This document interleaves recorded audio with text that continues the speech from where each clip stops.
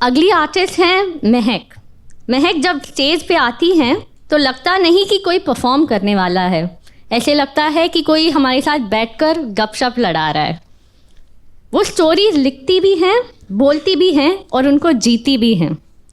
उन्होंने झूमर तलैया नाम का एक स्टोरी टेलिंग प्लेटफॉर्म शुरू किया है, जहां वो सिर्फ स्टोरी टेलिंग नहीं, वो सिखाती हैं कि मन और अपने सारे जज्बातों को लेकर अपनी कहानी कैसे सुनाई जाए। So please give it up for महक मिर्ज़ा प्रभु।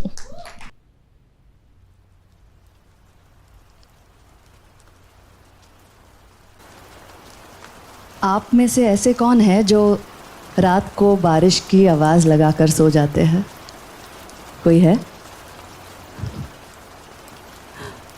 बिल्कुल मेरे बेटे जैसे हो। सोनू 4 साल का है और वो जैसे ही बारिश आ जाती है ना, फट से सो जाता है। और जितनी ज़्यादा गड़गड़ाती ज़ोरों की बारिश, उसकी नींद उतनी ही गहरी।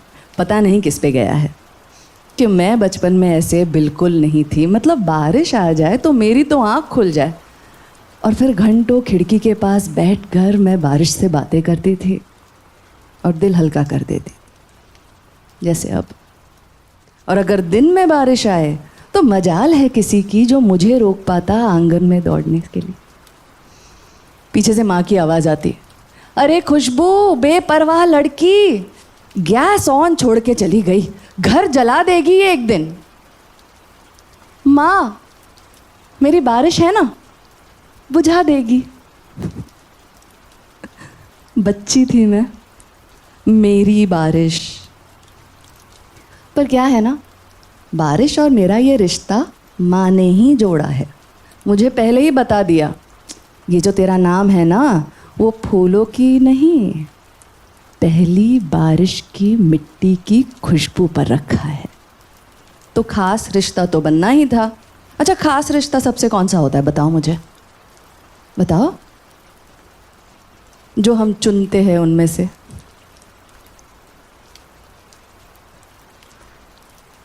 आप बहुत लकी हो सच में।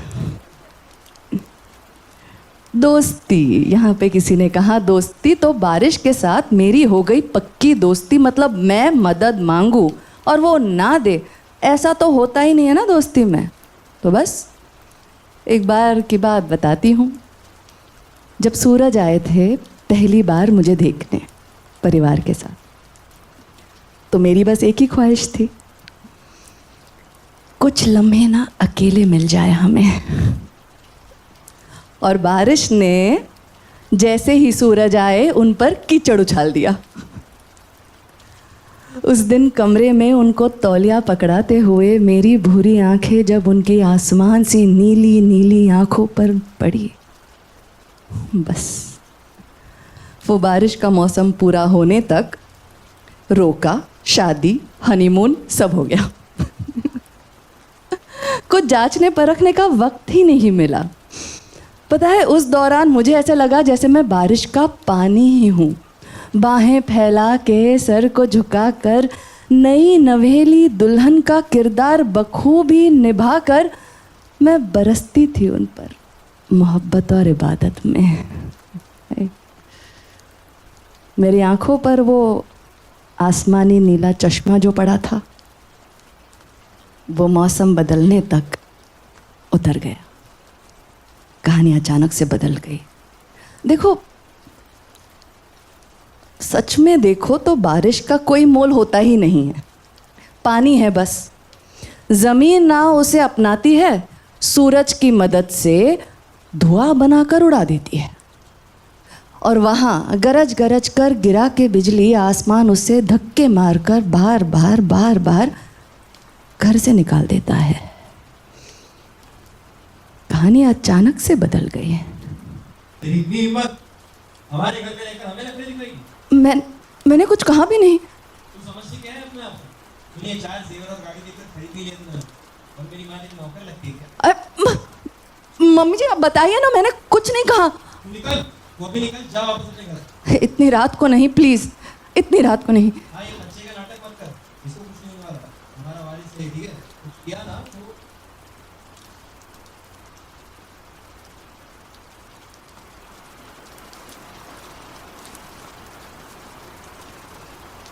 एक थप्पड़ में होश ठिकाने सिर्फ फिल्मों में आते हैं। हकीकत में तो हम उस गुनहगार से डर के उससे और प्यार जताते हैं, उसका गुनाह सबसे छुपाते हैं और फिर धीरे धीरे हम भी उस गुनाह का हिस्सा बन जाते हैं। पहले तमाचे पर ही चले जाना चाहिए था मुझे वापस, पर मैंने सोचा कि मैं संभाल लूंगी।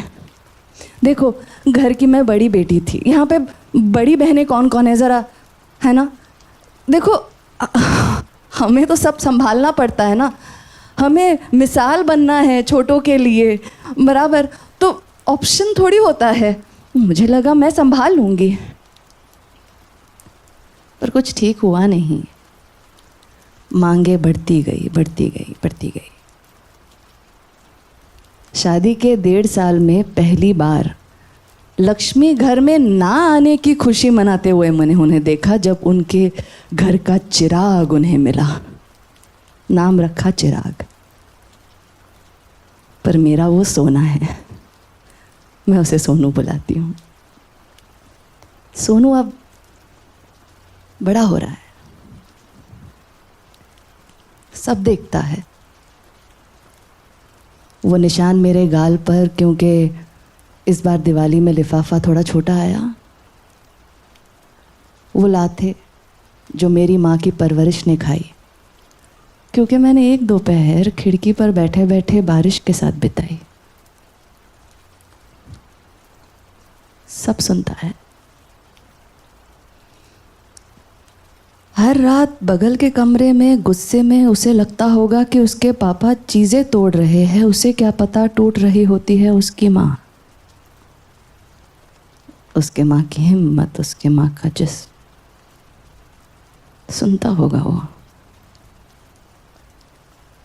मेरी लाचार सिसकियाँ, मेरा वो कमज़ोर सा इनकार।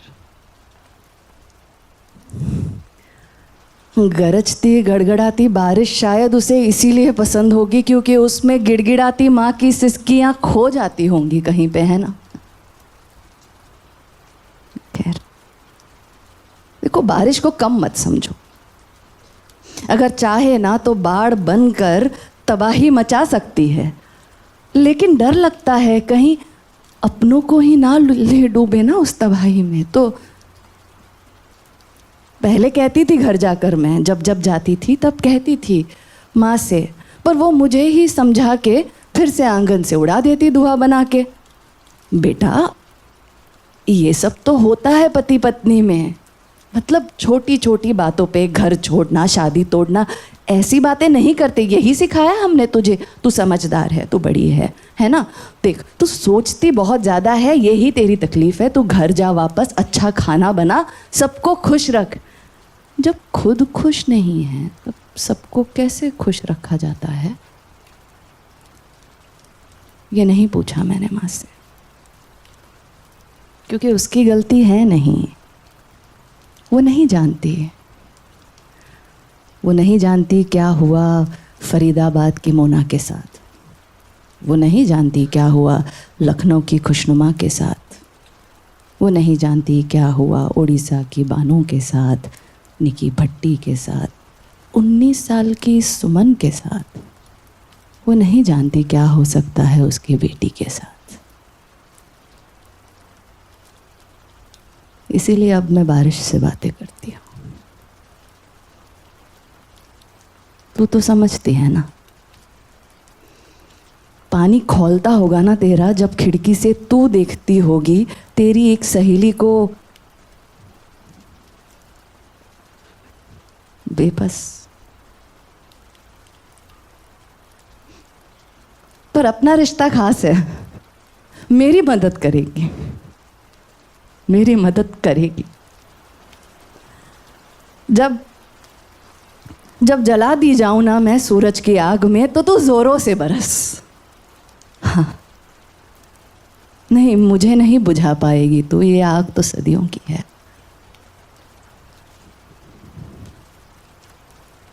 पर और ज़ोरों से बरस के मेरे सोनू को सुलाए रख। वो पढ़ लेगा अगले दिन अखबार में और काट के रख देगा वो छोटा सा टुकड़ा हर बार पढ़ने के लिए कि रायगढ़ की खुशबू पर अब गैस ऑन रखने के वजह से, सिलेंडर फटने के वजह से हो गई मौत।